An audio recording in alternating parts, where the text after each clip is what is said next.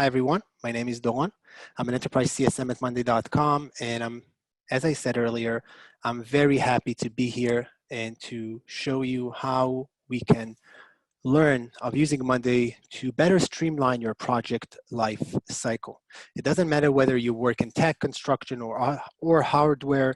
As a project manager, from being assigned to a project, as we all know, to setting the priorities, aligning goals, and managing your resources, while always trying to communicate the results to the internal and external stakeholders, managing a project life cycle, it doesn't matter if your title is a project manager or not, could be a very intense challenge. In this webinar, we're going to cover how to use Monday.com to streamline the entire project lifecycle stages, from the creation of the approval process, where we are debating if to start the project, if it is aligned with our business goals, to the program high-level board, and we're going to talk about what is a program, a collection of projects under the same context, to the project WBS, the project board itself, where we're going to plan the project itself and execute it, and up to the relevant views and dashboard that we're going to use along the way to better monitor and control our progress of the project itself.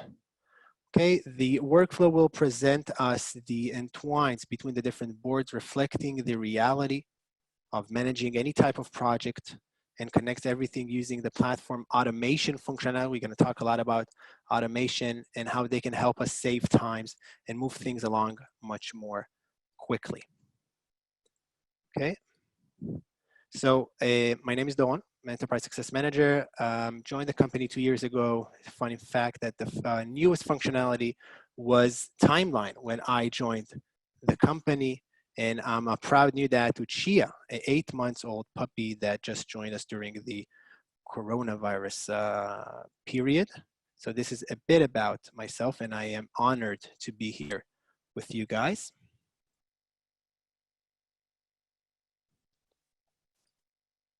And this is the agenda. We're going to go over the project approval process. Then we're going to dive into the program high-level board, and we're going to explain everything. We're going to go through the project WBS, the activities boards, where we're going to manage and plan our project. Then we're going to see how we can utilize the platform for risk management, and of course, how everything is applied to the dashboards and views that will help us to better monitor and control.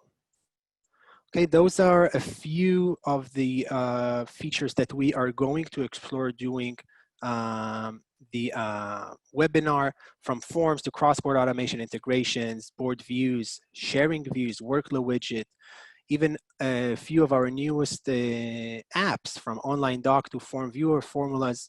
Everything will be here, so feel free to ask questions in the chat section and in the Q&A during the webinar itself. Okay, but before we're going to start, some housekeeping, regardless also what we showed earlier. Please put your question in the Q&A box at the bottom of the Zoom screen. We'll have 2 members from our CX team helping us to moderate those questions by writing the answer in the Q&A box itself. They will also be collecting some of the questions for the live portion at the end. We're going to leave at least 10 minutes for a question regarding the workflow and the methodology that we shared. And of course, a recording of this webinar together with its templates that we shared also in our blog and as support article that you got today will be sent to anyone who registered. So if you need to drop off early, no worries. And finally, for any reason, at any time, you can see the screen or hear me, please write it in the chat box to alert us, and let's get started.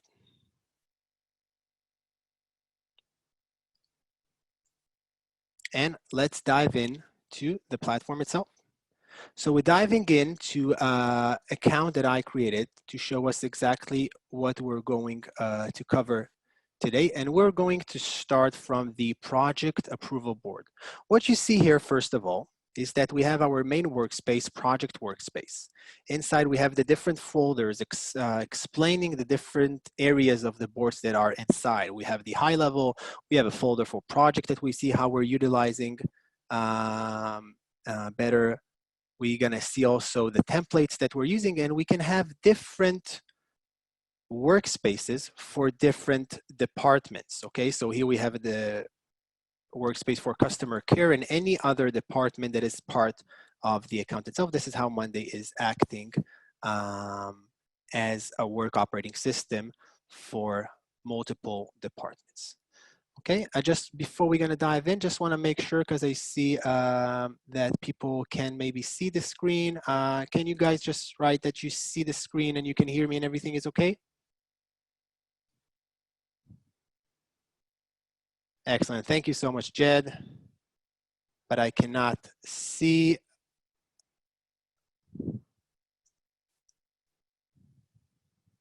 Just wanna make sure that everyone can see. 100%, but I'm in Boston and see and hear fine. Okay, excellent, thank you guys. Okay, so what are we gonna start from? The cornerstone of the project process will be the project approval. It doesn't matter,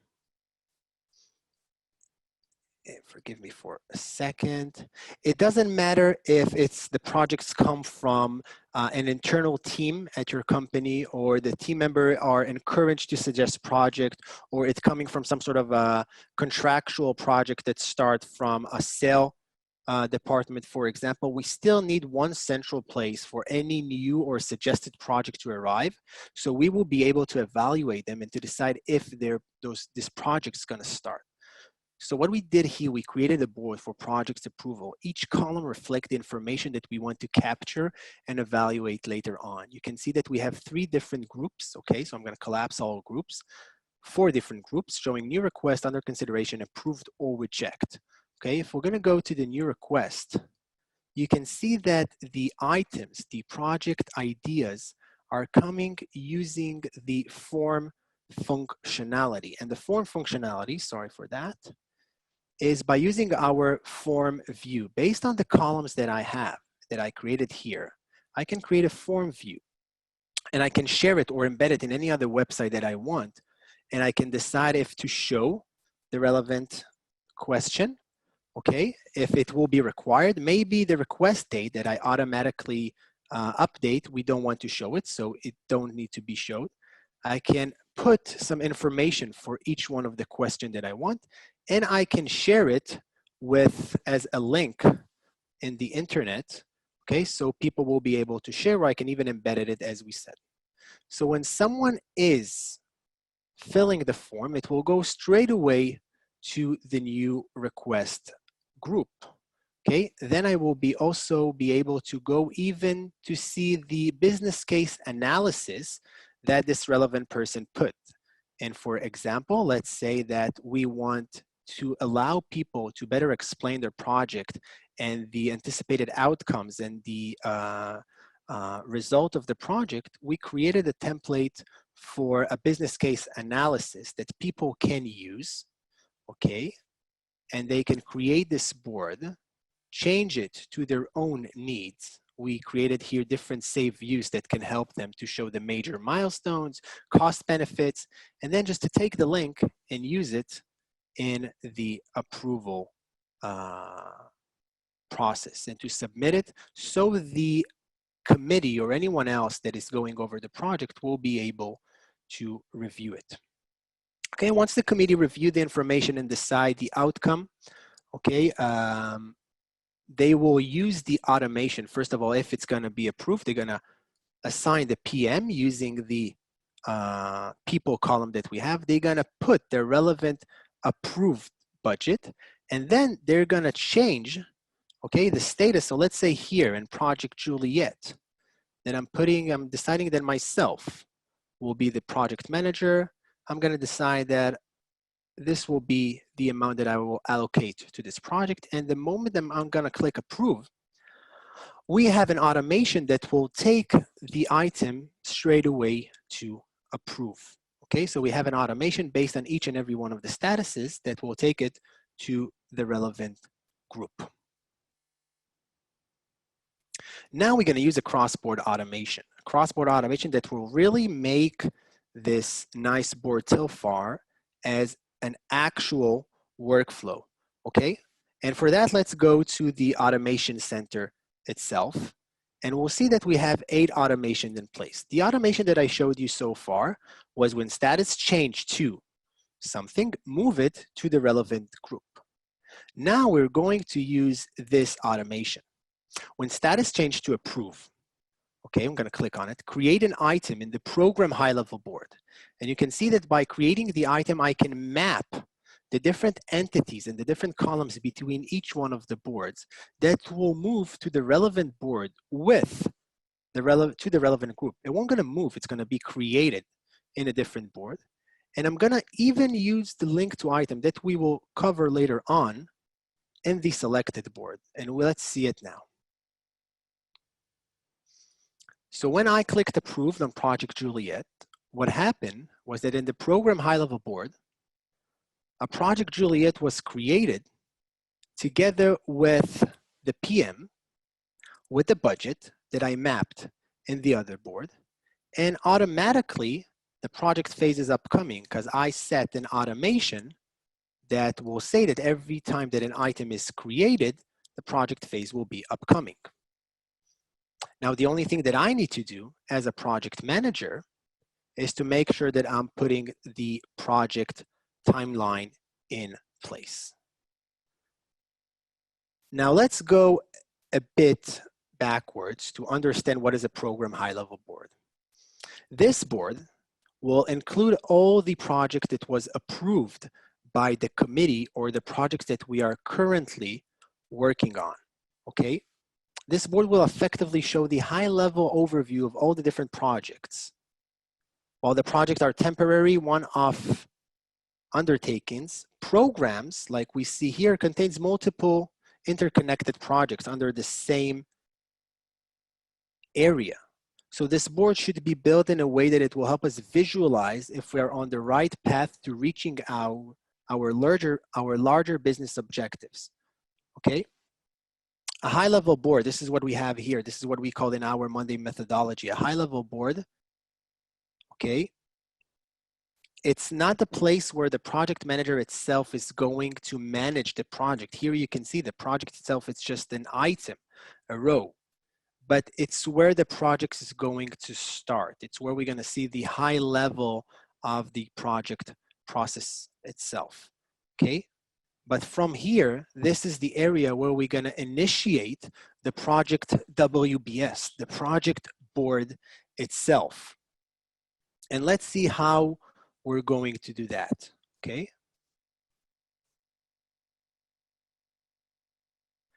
Now, we created an automation. Sorry for that again. We created an automation that every time, and you can see from the beginning that we have here all the different project phases that will lead us throughout the different stages of the webinar. So we created an automation here that when project phase changed from upcoming to planning,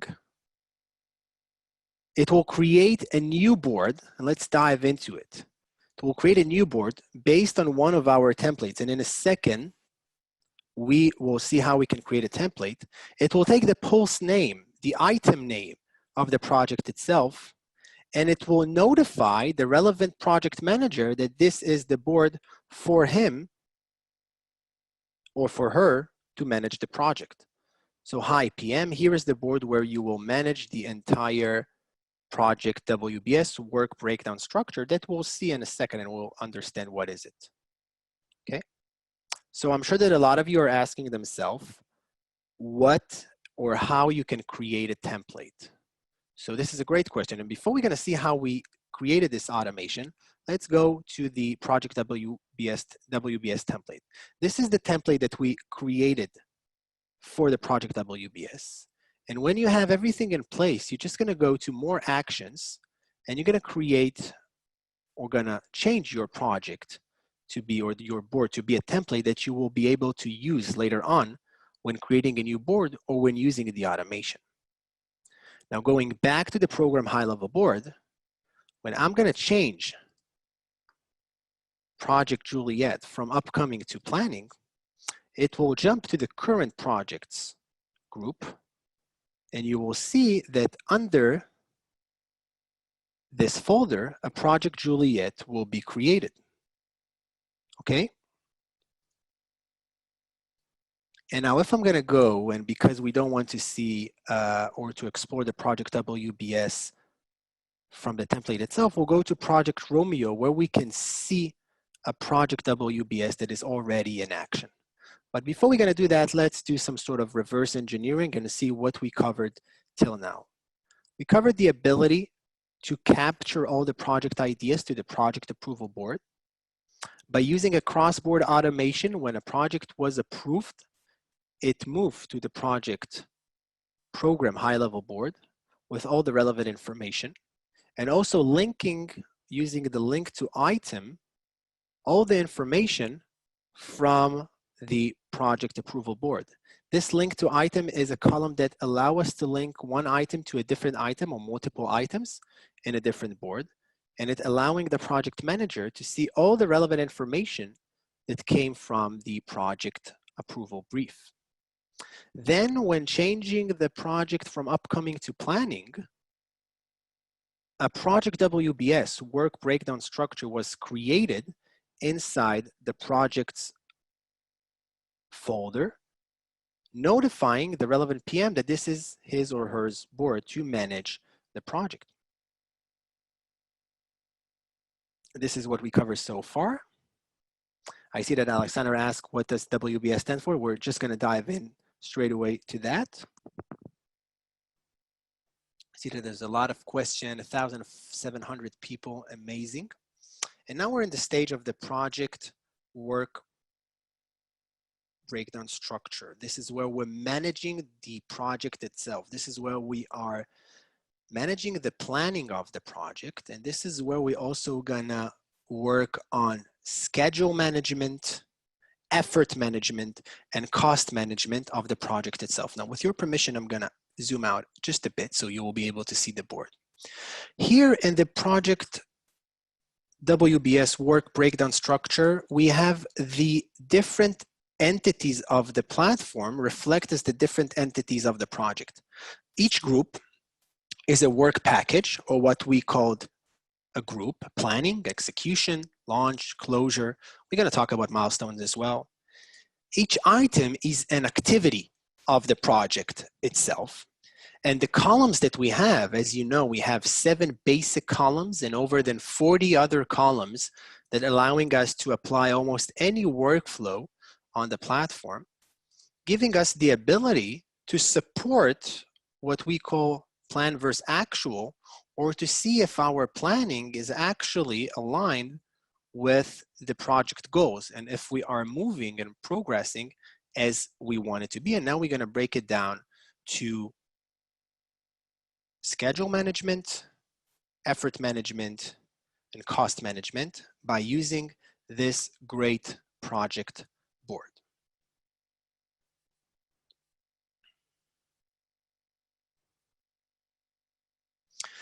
So first we will look at the schedule management using this board, and we're going to talk about 2 different terms. One is baseline and the second thing is dependencies. As you can see, we have here the owner for each activity. This is the project team, not only the project manager. We have here the status to reflect what is the current status of the activity. Let's open a few other groups as well.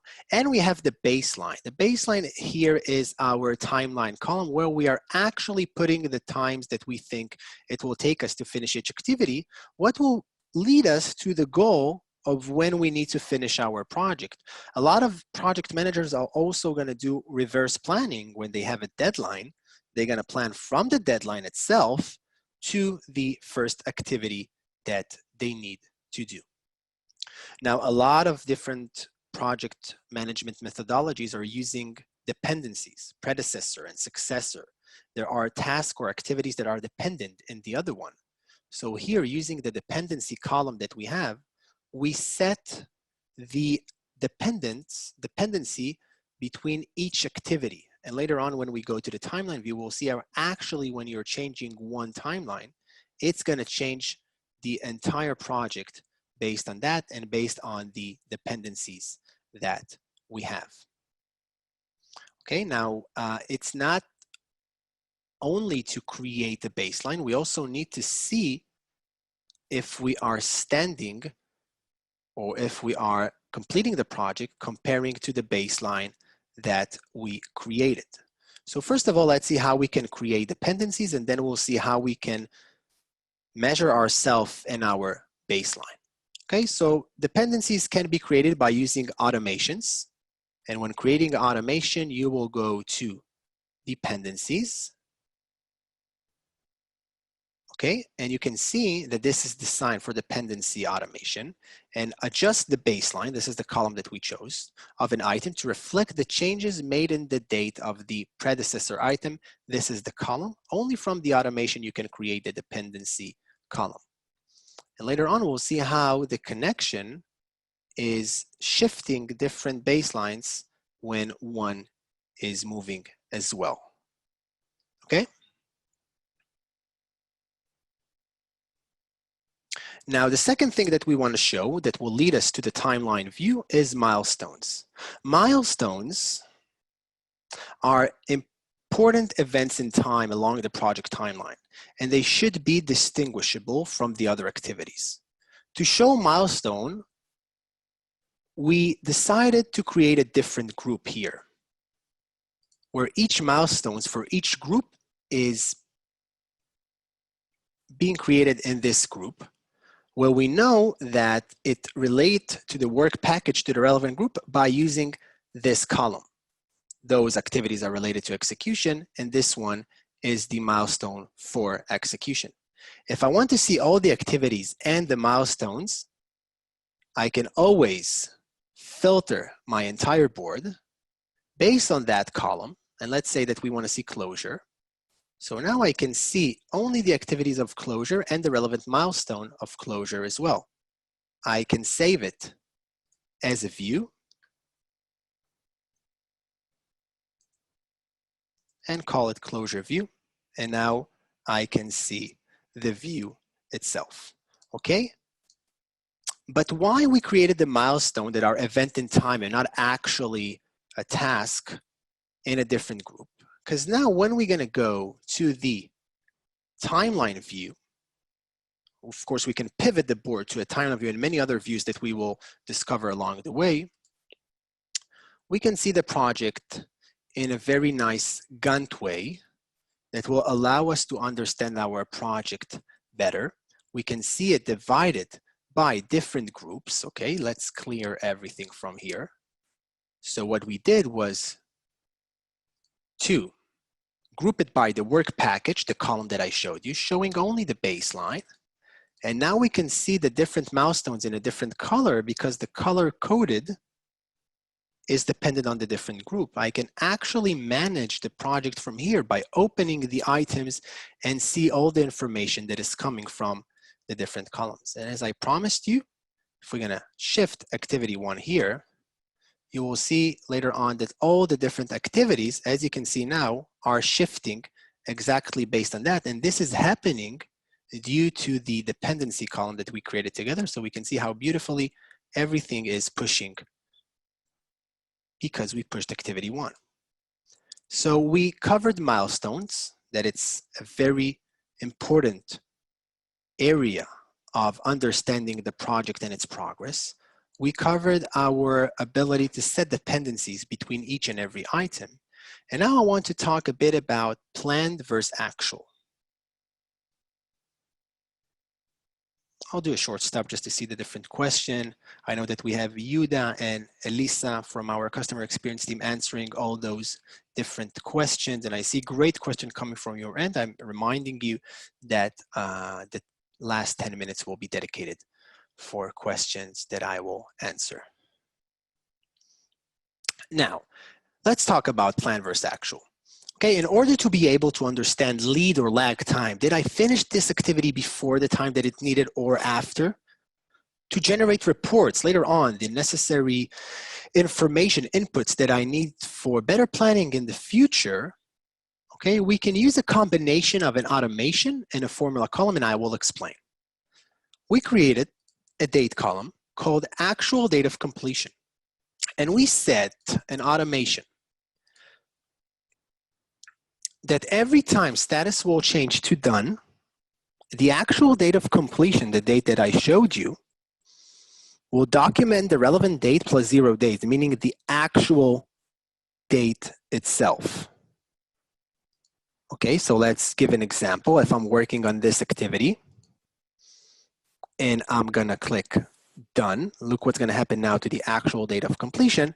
It automatically documented the date that I finish this activity. And by having those two date columns, one is the actual date of completion and the second is the baseline itself, I now can use the formula column that I have here. Okay, formula is one of our 40 different columns that we offer. And by using a very simple formula, we just need to take the days function. Okay, so days will be found here. Those are all the different functions. Before that, we put around just that we won't have any long numbers. And we took the baseline, the timeline, the end of the timeline. And next to it, after the comma, we put the actual date of completion. And that's it. And now we can see that this activity was done 8 days after the baseline and the deadline itself. So May 25th, but it actually has been done on June 2nd, okay? Another formula next to it that we will see how we're utilizing later on is showing us that if the number here is less than 0, so it's overdue, and if it's more than 0, so this activity was done on time. And those columns will later on help us build the metrics that we need on our dashboard to better analyze our actual verse planning. So just to sum it up again, we went over the automation that when status change, the date will be documented automatically. And by using that and the formula column, we compared between the actual date to the baseline itself, showed the number of days, and also showed if it's overdue or on time. So till now, we finish the schedule management. We cover baseline, we cover dependencies, we covered milestone and how they can be reflected in a timeline view. We also covered the planned versus actual by using an automation and formula column. One last thing that I want to show in terms of communication to stakeholders is that the timeline itself that we created for the project can be shared as a link. I'm going to do it again from the 3 dots here as a link, and to be sent or to be embedded as an iframe, and people that even they're not using Monday.com can see and can be updated from the project progress in real time. So this is a very important functionality that we offer to bring people that even if they're not part of the platform to the platform itself and to consume information from the platform itself. Now let's talk about effort management. Okay, every project manager needs to be able to understand the effort required for each activity of its team members and to be able to aggregate it to an overall picture, something that will let you know if your planning was okay or not based on real life, based on the amount of hours that you want each and every person to work on, to work on the activities. Other project team members are doing also other things as well. We want to make sure that they have a good spread of responsibility for their activities, and if not, to make sure that we can reassign tasks accordingly to prevent those bottlenecks that we find from time to time. In project management, almost 70% of the project that was done after the time that they needed to be accomplished, the project manager said that the reason was not enough planning in terms of workload management. So the columns that we added here was 2 number columns. One is the planned effort, and one is the effort spent itself. So each one of the project team members or the project manager is putting the relevant effort that he or she thinks that it will take them to finish the activity. And I will give an example. For activity 6, I'm the owner. I know that I have 4 days, but I think it will be 30 hours. It's a big activity. I'm gonna spend almost every hour of my day doing this activity. In the end, actually, I spend 36 hours, also something that I'm gonna put manually here. But we're still in the planning stage. And because now I have the timeline, the owner, and the planned effort, I can see the big picture of the entire project and when and where my project team members will exceed the capacity that we set for this project. And let's see how we're going to do it.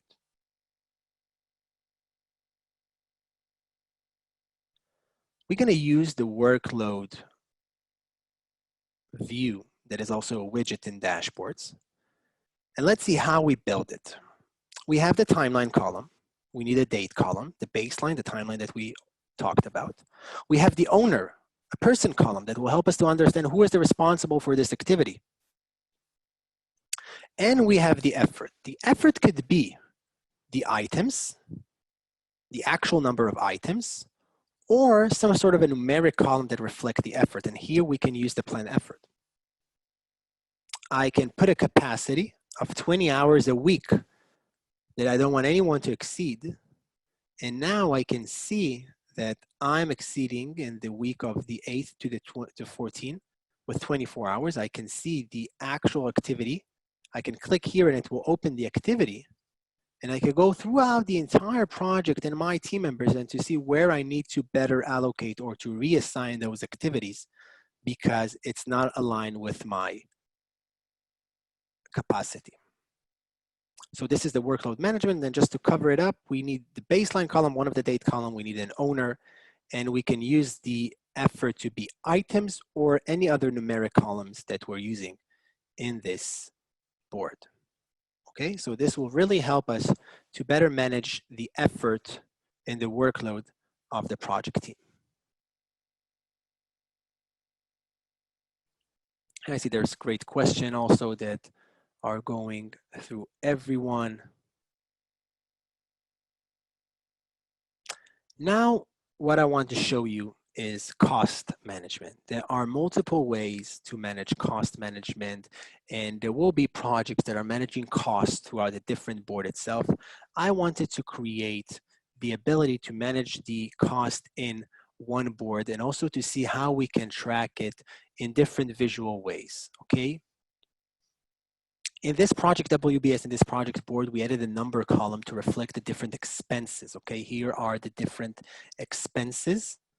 And another drop-down column, very similar to the status column, but with unlimited options, although without the colors, to reflect the cost type itself. If we set up our budget tracking this way, we can then use any type of chart that we want, for example, the expenses by type, to better understand where our budget is going to. And for example, let's create a new chart together now. We will do a bar chart and we will say that the x-axis will be our work package column. And now we're not going to use the items, but we're going to take the expenses. And we can see that most of our expenses going to the planning stage and less of the expenses, the small portion is going to the launch phase where we're already up in the air, as we like to say. Okay, in the closure, we don't have expenses at all yet. This could be planned or this could be the actual expenses itself based on how you decide to look at this column. Another thing that we can do is to see the expenses tracker. What we did here is a fairly new functionality that we added to our charts, the cumulative line chart. And what we did here, we took the week, the date, the actual date of completion when we finished the activity to reflect the date columns here.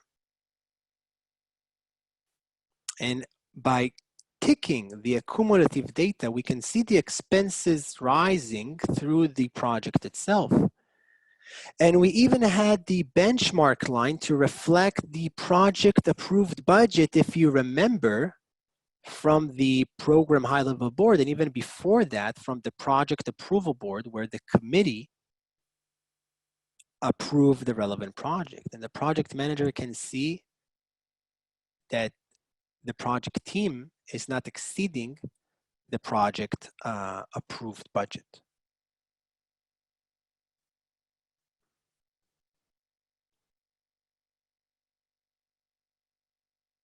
I see a lot of good question here. Just to do a short sum up of what we covered till now, we use the project WBS, the project board itself. WBS stands for work breakdown structure, where you're actually breaking down the work itself to work packages, what we see here as groups.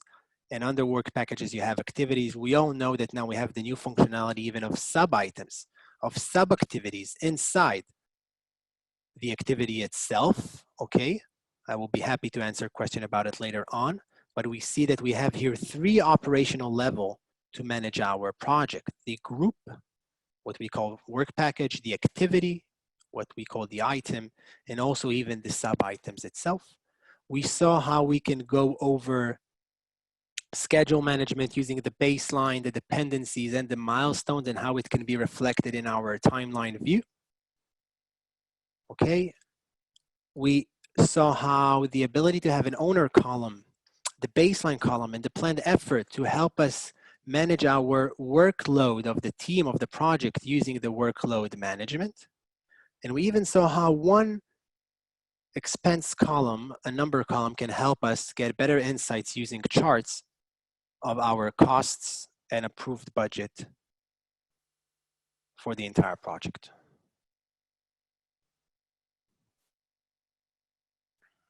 Now, I want to talk about risk management.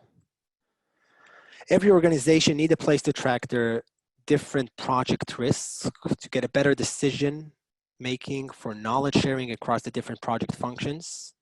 I'm now going to move to a different board, so I'm going to open the left panel.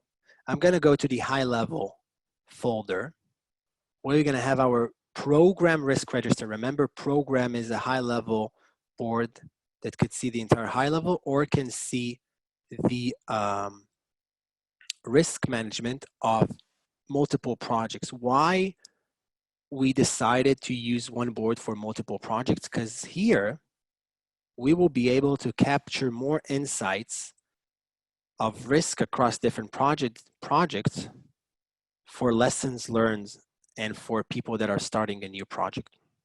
As you can see, each group is reflecting a new project or a project. Okay, so let's take Project Romeo that we are working on.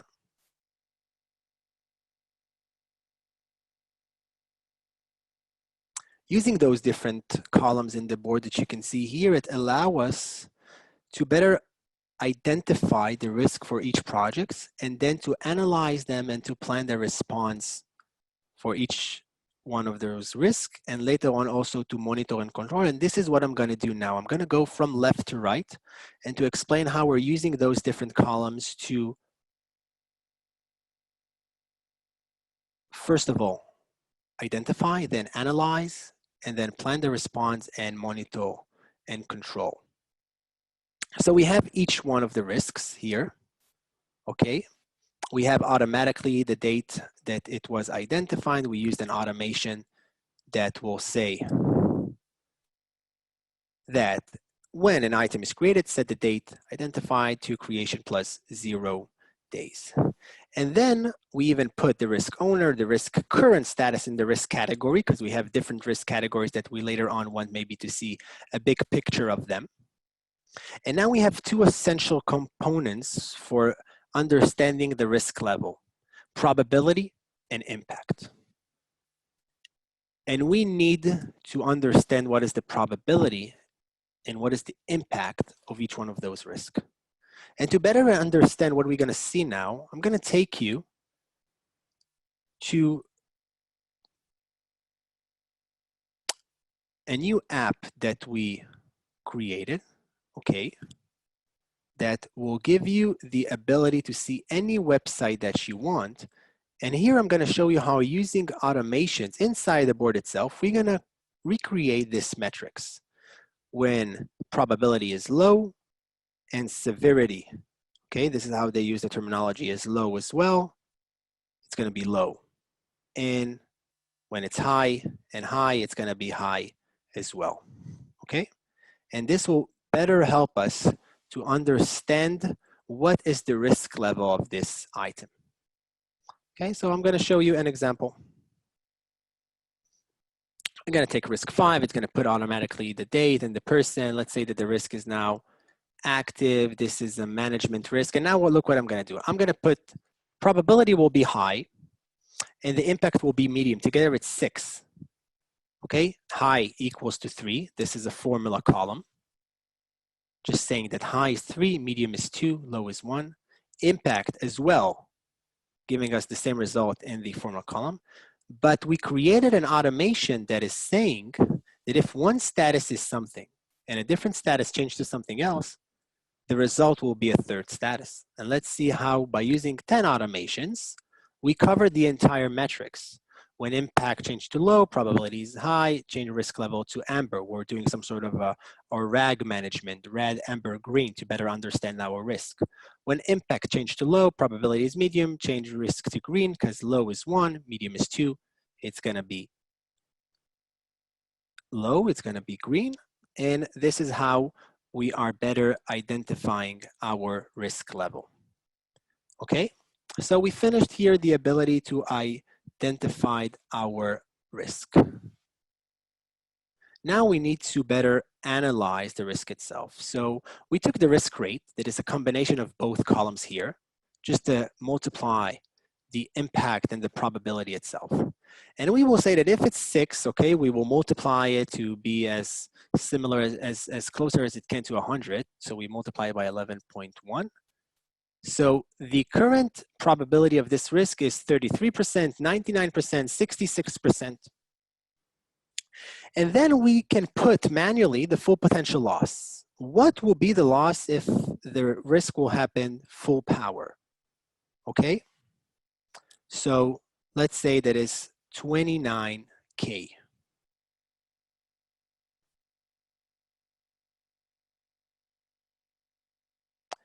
Now, because the probability is 66%, the expected loss is 19K.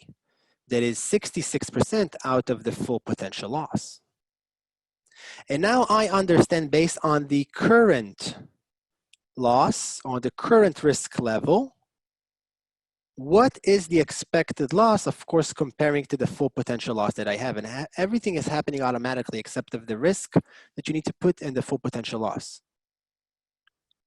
Now I can plan the response. Now that we have the risk level together with the risk rate and the risk probability, okay, we can insert the full potential loss that we already did, and we can better understand if it is beneficial for us to act or not. So I'm going to put manually the response cost here. And we have here a response recommendation column, a formula column that will say something very simple. And I'm not suggesting you to work exactly by that, but I am suggesting you guys to use it as a mechanism that will help you to get better decisions. And we said here that if the response cost is bigger than the expected loss, keep it as track. But if the response cost is equal to the expected or even lower, mitigate and eliminate this risk. And you can see here the result. So let's take here a great example. Let's say that 20K is the full potential loss. So 66% out of 20K will be 13,320. If the response cost will be 500, you will see that it will change to track, because this is more expensive than maybe live with the loss itself. Of course, this is up to the business goals that you set for yourself. Okay, so what we saw here that from left to right, we manage to identify the risk, to analyze it and its costs, okay, and to better plan our response, and also to monitor and control the different recommendation based on the current risk level itself. And the magic behind this process was the ability to recreate the metrics that we saw earlier on, okay, using the online doc app that allowing us to create any website or link that we want inside the platform itself. And the magic was that we managed to recreate this metrics using the automation of when status changed to something and a different status is something else, change the third status to a third thing.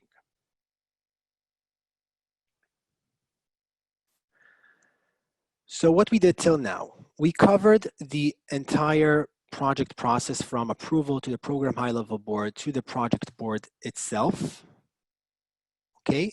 And then we saw also how each project can manage its risk using the program risk register. Now I'm gonna use the favorites where I documented 2 different dashboards, okay? You can see that you can always click here, right click in favorites and put the relevant dashboards in your favorites. And we will go to the project dashboard. And here, this is where we are better monitoring and controlling the entire project itself. And let's go over the different widgets. Widgets are, let's close it. Widgets are the different cubes that allowing us to apply any type of information that we want to this project. So we created a text widget to show that here is schedule management.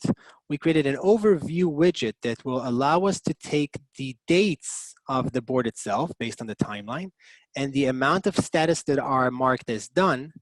And based on that, it will give us the ability to see if this project is on track or not and the full timeline of the project itself. We even have now a number widget that will show us the lead and lag average of the entire project, remember? And we even filter this widget to show only the done activities, because only the done activities can show us the lead or lag because they have the actual date. Then we use the second formula column of overdue or done, also filtered only to the done activities. And we can see that 68% of the done activities were done on time, 32 were overdue.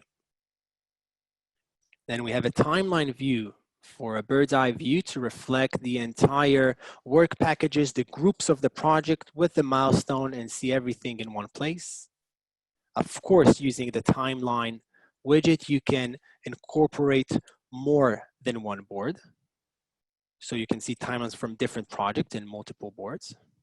In terms of effort management, we can see also here the workload widget that we saw earlier on as a board view.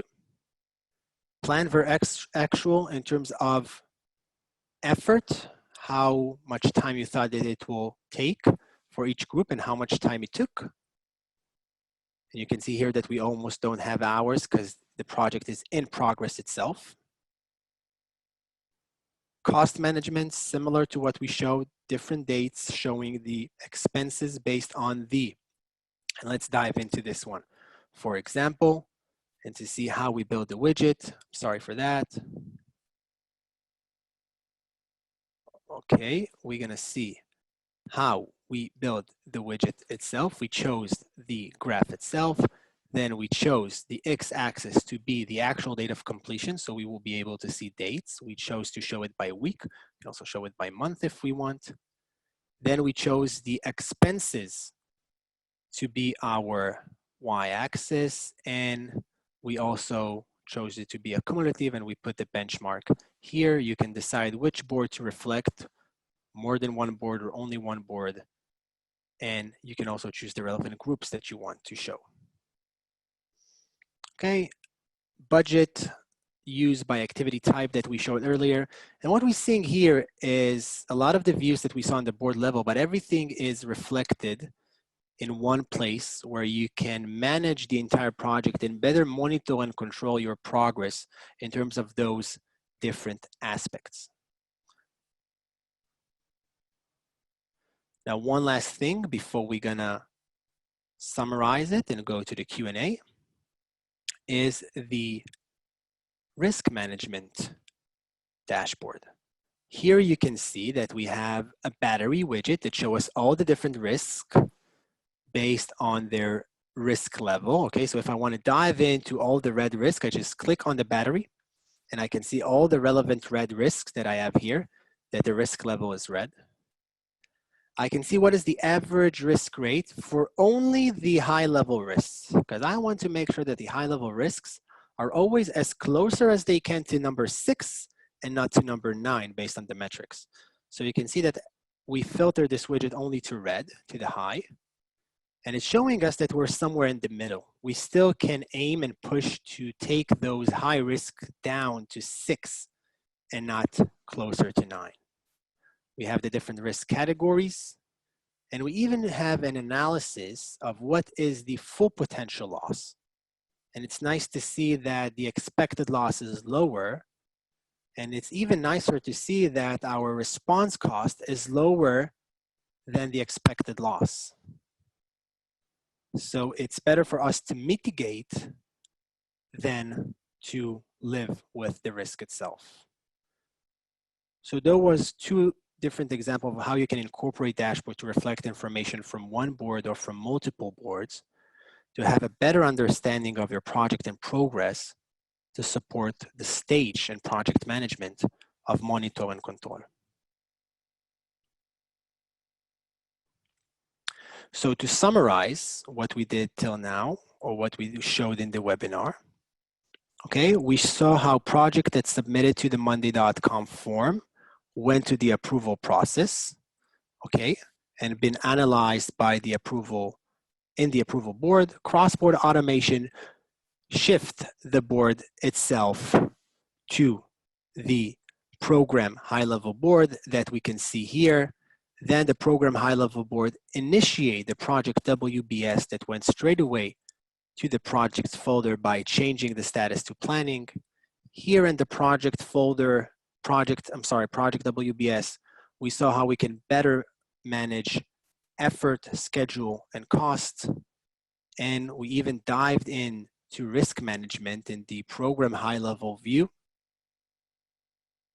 and saw how we can, from left to right, manage risk from A to Z. And we even saw the different dashboards that are showing us the bird's view to better monitor and control.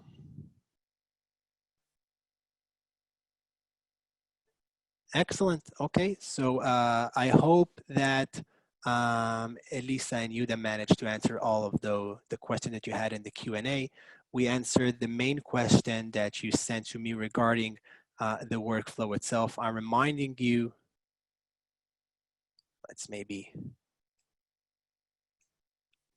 I'm reminding you that the recording together with the support article and the blog will be sent to you, and part of it is already available for you. And again, just want to say thank you so much for joining this webinar. I wish you all good health wherever you are, and see you soon in different webinars. Bye-bye, guys.